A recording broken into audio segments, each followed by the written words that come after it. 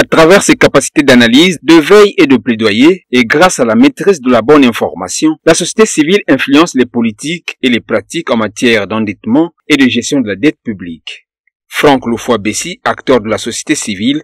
présente le contexte. Dans le cadre du processus de facilité élargie du crédit, le programme qui a été conclu entre le gouvernement de la République du Congo et le Fonds monétaire international, il y a un certain nombre de mesures, notamment 48, qui avaient été édictées et qui visent essentiellement des réformes au niveau de la gouvernance publique. Et c'est donc dans ce contexte, à la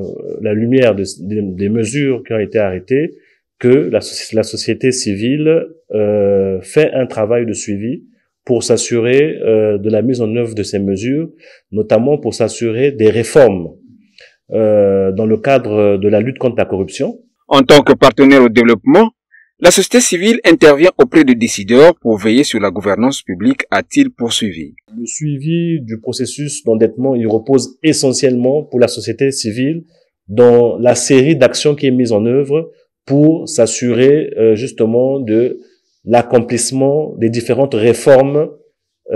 qui sont prévues justement dans le cadre des mesures édictées par le FMI, mais aussi dans le cadre des engagements du gouvernement pour assainir sa gouvernance, pour la rendre plus transparente et plus redevable. Autre possibilité de son implication, c'est sa participation à l'initiative de transparence des industries extractives, ITIE. Aujourd'hui, le Congo a légiféré dans le domaine de la transparence, ce qui fait que toutes les entreprises du secteur extractif, pour être précis, du pétrole, du gaz, des mines et aujourd'hui du bois, ont l'obligation de publier, de faire des déclarations sur les montants qu'elles versent aux États, de jouer le jeu de la transparence qui implique un certain nombre de principes et de critères qui, à terme, visent à mettre à la disposition du public les informations sur la gouvernance. Signalons qu'au cours de ce mois de novembre, des acteurs de la société civile de quelques pays de l'Afrique centrale se sont retrouvés en atelier à Brazzaville pour renforcer leurs capacités dans le suivi de la dette publique.